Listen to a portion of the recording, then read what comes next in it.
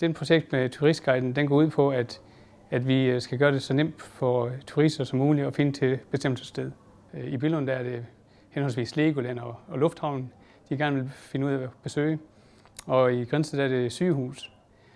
Og den turistguide, vi har, der har vi en kort over både Grindsted og Billund, hvor vi så, når vi møder turister, skal tage den frem og så fortælle dem, at her står vi, og så vise dem, hvor de skal køre hen.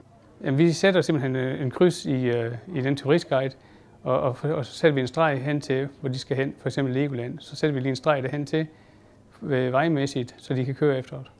Den gode idé, det er, at førhen, der prøver vi med faktor, og det er svært at forklare, hvis man er 4 km fra et sted af, og forklare dem retning. Jamen, jeg synes, at det er dejligt, fordi man gør jo en turist glad ved, at de kan få et nemt svar på, hvor det bestemte mål det er henne. Altså, det er godt for dem, og det er også godt for os. Altså, det er en god service at yde. I Innovationsbarometeret kan du læse meget mere om medarbejdernes bidrag til den offentlige sektor innovation.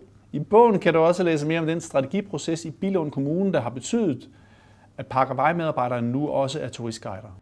Du finder alle de konkrete eksempler, gode råd og en masse tal i bogen Innovationsbarometeret, højere effektivitet og kvalitet i den offentlige sektor gennem innovation, eller på bogens hjemmeside innovationsbarometer.cui.dk.